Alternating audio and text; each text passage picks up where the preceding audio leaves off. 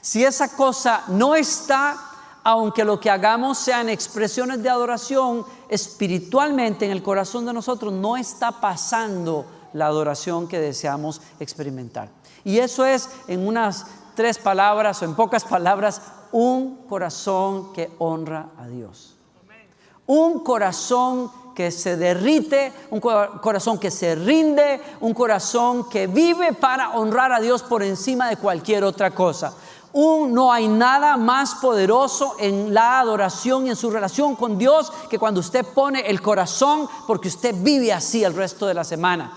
No es poderosa la adoración cuando usted viene un día a la semana a cantar y a tratar de honrar a Dios. Es poderosa cuando usted ha vivido 7 días buscando honrar a Dios en toda su manera de vivir, y entonces cuando usted viene a cantar es poderoso lo que pasa. Usted tiene una dinámica preciosa con la presencia de Dios, pero es indispensable un corazón que sabe honrar a Dios, un corazón que busca honrar a Dios. Ana, estuvimos viendo la semana pasada, es una mujer que era estéril, que no podía tener hijos, pero todos los años venía a adorar a Dios en Silo. Esa pequeña aldea donde había una tienda de campaña, el arca de Dios estaba allí.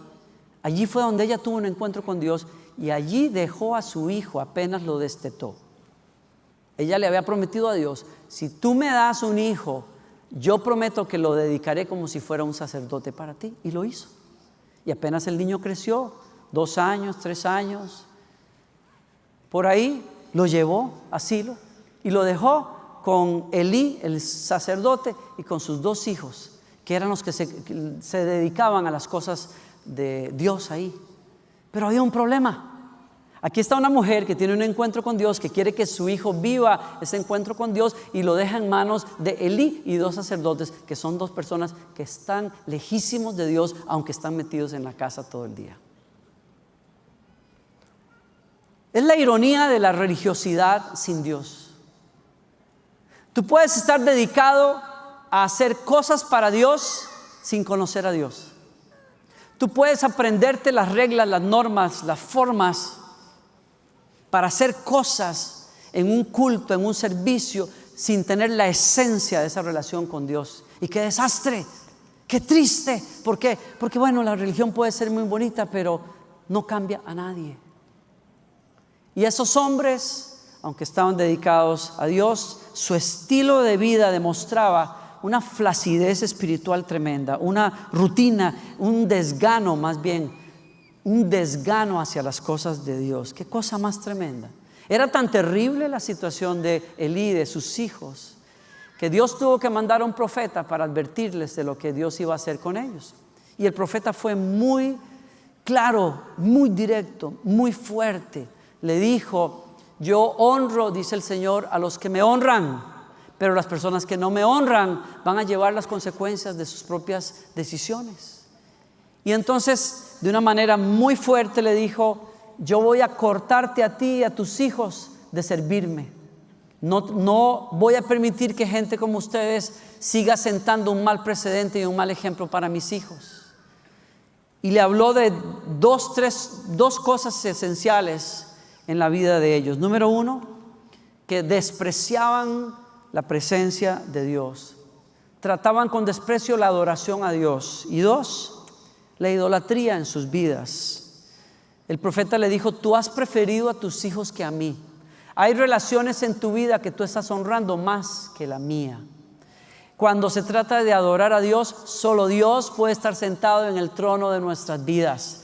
Él exige ser el número 1 y el motivo más importante de respeto y adoración en nuestras vidas. Y el profeta le dijo: tú has preferido a tus hijos porque tus hijos están haciendo barbaridades y tú no los has impedido. Les has dejado pasar su falta de respeto por mi presencia y por las ofrendas del pueblo de Dios, y eso no te lo voy a dejar pasar. ¿Qué era lo que estaba pasando en esencia? Había una tremenda falta de respeto hacia Dios. Una tremenda falta de respeto hacia Dios. Y te explico rápidamente qué es lo que pasaba. Las personas venían a buscar la presencia de Dios en otro tiempo, de otra manera, en otra religión, pero como lo estamos haciendo el día de hoy. Ustedes vienen y yo vengo a buscar la presencia de Dios. Las personas traen sacrificios en las manos porque eso es lo que la ley de Moisés les invitó a hacer. Traen palomas, traen corderos, dependiendo de las posibilidades de cada uno, y entonces las ponen delante de un sacerdote que tiene que poner las manos, orar por ellos y pedir que Dios perdone sus pecados. Eso es lo que pasaba. Y cuando se mataba aquel animal y se entregaba, se ponía en el fuego, mientras ardía la carne de ese animal, un sirviente de los sacerdotes traía un garfio y arrebataba la mejor parte de la carne para comérsela ellos cuando terminara ese sacrificio. Una completa falta de respeto, porque lo que la ley decía es que los sacrificios, hay sacrificios que tienen que consumirse completamente. Y la ley había provisto que hay ciertas partes de los sacrificios y ciertos sacrificios y en ciertos momentos en que la carne o una parte de esa carne se quedaría para alimentar a los sacerdotes que servían en la casa de Dios. Muy justo. Pero ellos no querían esperar eso. Ellos venían y sacaban de la olla, de lo que fuera, lo que se estaba quemando en la presencia de Dios. Y la gente reaccionaba, por supuesto. Se sorprendían que un hombre que debe respetar las cosas de Dios las irrespete en la propia cara de la gente por llenarse la panza, perdonando la expresión. Y la gente quizás se quejó, pero había oídos sordos a las quejas de esas personas. Y si usted lee la historia que está en 1 Samuel, usted se va a dar cuenta que la gente comenzó a hacer lo mismo. Es decir, como ellos vieron que los hombres de Dios no respetaban las cosas de Dios, la gente dejó de respetar las ofrendas también. Yo tengo que entonces llegar a la conclusión que algunas personas dejaron de venir, algunas personas dejaron de ofrendar. ¿Por qué? Porque si los hombres de Dios no tenían respeto mínimo hacia las cosas de Dios, pues ¿qué se puede esperar de los demás? ¿Me sigue? Y entonces había una falta completa de respeto hacia la presencia de Dios y las cosas de Dios. Y eso no se quedó allí. Hay ofrendas que Dios ordenó que tenían que quemarse. La grasa, que es la parte que le da más sabor a la carne, tenía que quemarse completamente toda delante del Señor. Y los sacerdotes no esperaban a que esa grasa se quemara, sino que arrebataban. La tercera cosa que pasa, y añado esto, es que los chicos estos, los hijos del sacerdote, vivían moralmente en desorden, completo desorden. No solamente irrespetaban las ofrendas y la adoración de la gente, sino que cada vez que pues había la oportunidad, pues bueno, se hacían novieros con las mujeres que eran voluntarias en las puertas de la casa del Señor y bueno, lo voy a dejar ahí. Estaban completamente desordenados, completamente perdidos. Escuche lo que le voy a decir: perdidos en las cosas de Dios, perdidos en la casa de Dios. Yo no sé, pero a mí cada vez que leo esa historia me estremece porque es un mensaje para mí. Tal vez usted está dedicado a otras cosas, a una profesión y tal, pero yo desde hace muchísimos años recibí un llamado para servir a Dios y estoy tratando de seguir ese llamado. Y me doy cuenta que le puede pasar más a una persona que está en un llamado que a cualquier otra persona.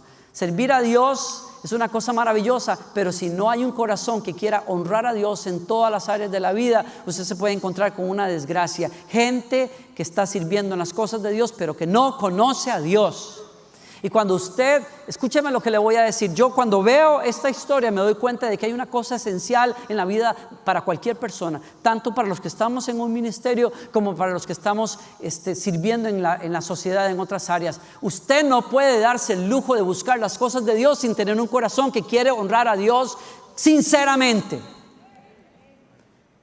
Pero cuando usted se encuentra con una persona que no está honrando a Dios en su vida, si usted rebusca cuál es la raíz, usted se va a encontrar cuál es. Es una sola. Esa persona no respeta la presencia de Dios. En otras palabras, o dicho de otra manera, ¿quiere usted adorar y tener una comunión profunda con Dios? Asegúrese que usted aprende a respetar a Dios en todas partes, en su mente, en su corazón, aquí, allá, en su trabajo, en la universidad, donde quiera que usted esté. Cultive respetar la presencia de Dios.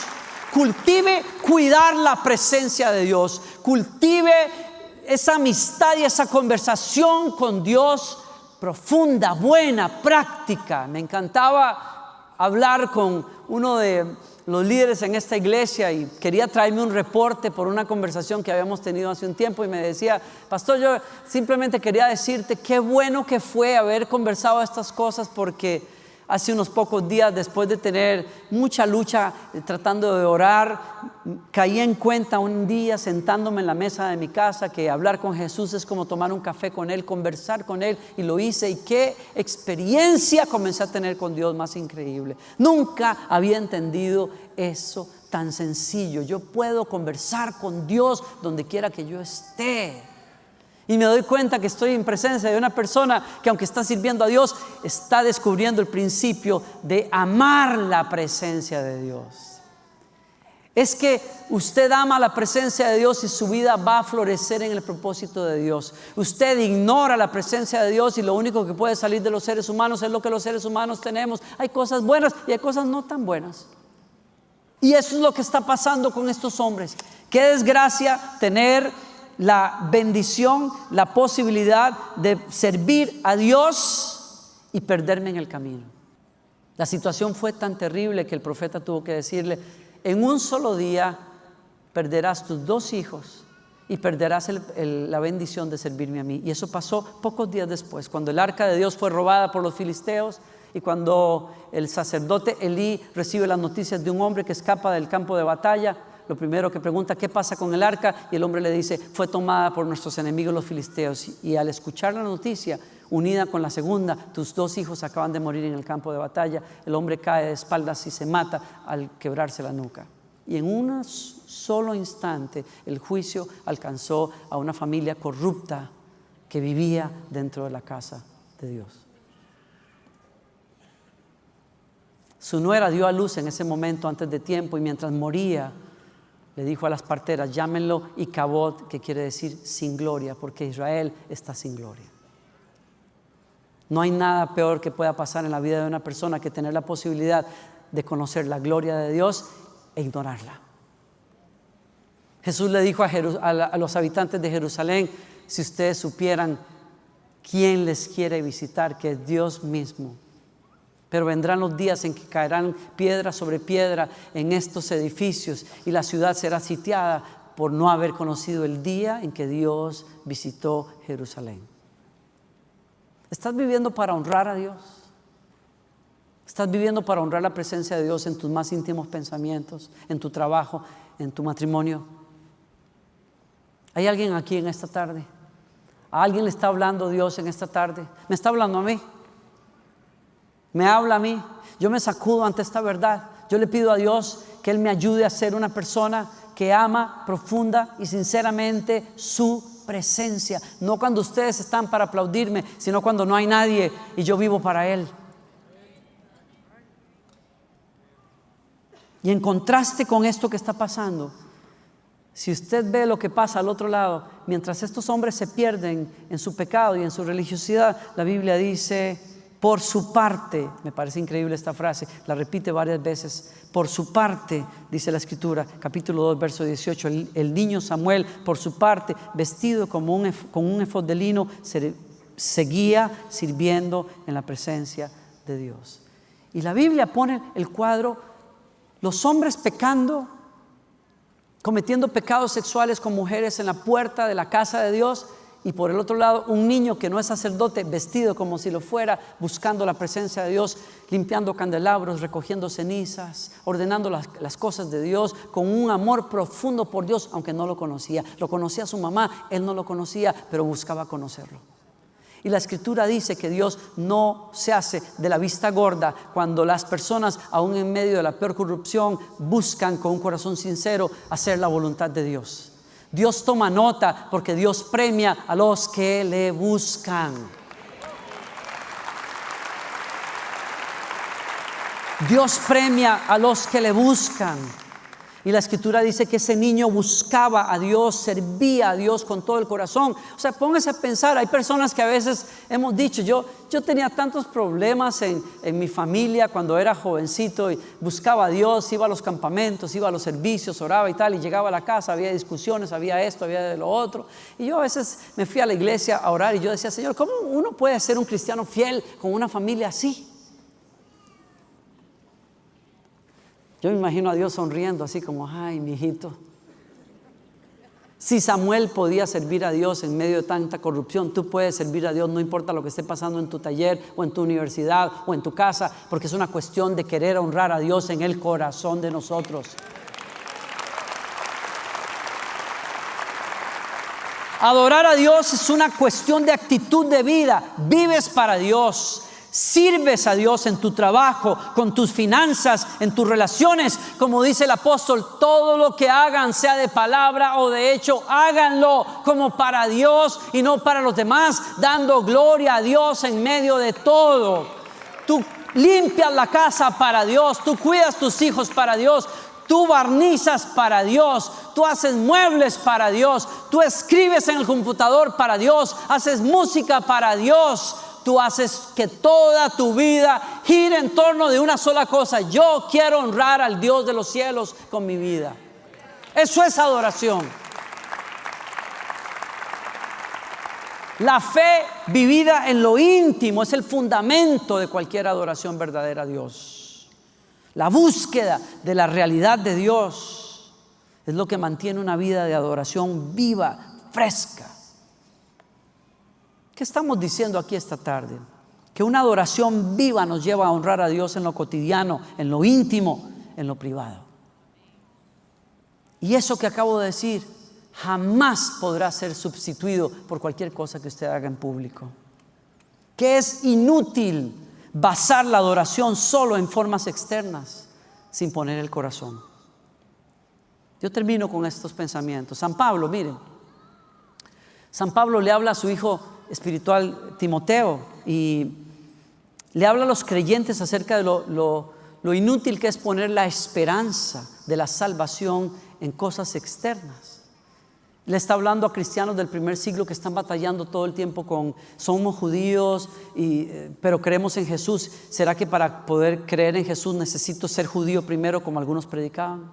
Y entonces comenzaban a luchar con eso, que algunos les decían, no, tú tienes que circuncidarte primero para poder llegar a ser salvo por la fe en Cristo Jesús. Y comenzaban a batallar, ¿cómo? Pero si ya yo acepté a Jesús y creo en Él, y ahora me están diciendo que tengo que ser judío primero, y comenzaban en esa batalla. Y Pablo les dice, no se equivoquen, señores, la religión judía tiene cosas muy bonitas, tiene cosas muy buenas, mucho orden, mucha rigurosidad, muchos ayunos, muchos lavamientos, muchas cosas, pero no se equivoquen, las cosas externas no tienen poder sobre un corazón que no ha cambiado. No se equivoquen, señores, no pongan la fe en cosas que no pueden transformar el alma. Y entonces Pablo le dice a Timoteo y le advierte, estas reglas son simples enseñanzas humanas acerca de cosas que se deterioran con el uso. Escuche bien, podrán parecer sabias porque exigen una gran devoción, una vida religiosa de abnegación, una severa disciplina corporal, pero a una persona no le ofrecen ninguna ayuda para vencer sus malos deseos. No se equivoque, no es la pinta lo que cambia a la persona. Usted se puede vestir como cristiano, andar Biblia de cristiano, calcomanías de pescaditos en el bumper de su sí. Usted puede hablar como cristiano, usted puede cantar como cristiano, todo eso se puede aprender. Usted puede hasta caminar como cristiano. Usted puede hacer muchas cosas como cristiano. Sí, esas cosas se pueden aprender, pero solo un corazón que se ha rendido sinceramente a Dios puede experimentar la presencia de Dios que cambia a las personas. Solo la presencia de Dios. San Pablo le advierte a Timoteo que en los últimos tiempos la gente va a ser fanática de las cosas religiosas. Fíjese, es una de las señales de los últimos tiempos. La gente va a buscar espiritualidad. ¿Cuántos de ustedes no han visto que tan llenos están los supermercados de libros sobre espiritualidad? El otro día pasé a buscar una revista y yo me quedé sorprendido de toda la línea de artículos de espiritualidad. Wow, me quedé impresionado. Y cuando saqué algunas revistas, hasta que las volví a poner rápido ahí, porque wow, están llamando espiritualidad a cualquier cosa el día de hoy. La gente ama No sé, hay una apelación extraña en las personas cuando les enseñan, ande un cordoncito rojo por aquí, póngase tal cosa y guíndese no sé qué y vístase así y guarde tal día y haga la dieta de la luna y la dieta de la sandía, es comer de todo menos sandía y qué sé yo, porque eso le va a ayudar a usted a hacer y haga tal y haga lo otro y venga y 3 pasos para adelante y 2 para atrás y nos encanta todo eso. No sé, los seres humanos tenemos una obsesión pero Pablo dice, cuidado, en los últimos días la gente va a ser así, pero en el fondo no querrán nada con las cosas de Dios. No se podrá confiar en esos orgullosos porque actuarán sin pensar. Está hablando de personas que no medirán las consecuencias cuando hagan cosas. En vez de obedecer a Dios, solo harán lo que se les venga en gana. Vivimos en épocas donde las personas solo quieren darle rienda suelta a sus impulsos, donde las personas no van a apreciar que alguien los instruya, porque van a decir, a mí nadie me tiene que decir lo que yo tengo que hacer. Me decían mis amigos en una visita que hice a Dinamarca hace unos años, aquí no se le puede enseñar discipulado a las personas, porque hay una postura filosófica que se hizo cultura popular ya desde hace muchos años, en donde a las personas se les enseña, no le permitas a nadie que te diga qué tienes que hacer. Los seres humanos tienen que regirse por sus propios deseos y criterios y nadie tiene que enseñarle a los demás. Dice, ¿cómo discipulamos a una persona? Decía él. ¿Cómo podemos enseñarle a un discípulo cómo se sigue a Jesucristo si la persona te dice, a mí nadie me tiene que decir lo que yo tengo que hacer? Dirán que aman y respetan a Dios. Escuche bien esta última parte. Escuche bien lo que le voy a leer. Dirán que aman y respetan a Dios, pero con su conducta demostrarán lo contrario.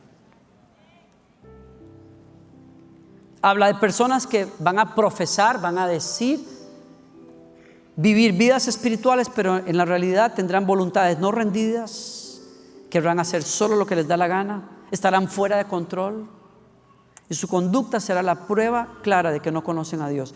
Leo otra traducción de ese versículo. Dice, actuarán como religiosos, pero rechazarán el único poder capaz de hacerlos obedientes a Dios. Actuarán. Le doy permiso de que le dé un codazo al que está a su lado y diga, ahí te están hablando. Y ahora usted devuelva, se le diga, ¿a usted también le están hablando? Escuche, esto es fuerte. Esto es muy fuerte. Hay que pensar en esto. Yo quiero invitarlos a que piensen en esto. Piensen en esto. Permítame antes de leerlo decirle algo. Yo creo que todos necesitamos inspiración estos días, porque lo que pasa en el mundo es tan fuerte que necesitamos levantar la fe y para eso estamos aquí. Pero también creo que para tener una espiritualidad saludable las personas necesitan ponerse a pensar un poquito y examinarse de vez en cuando.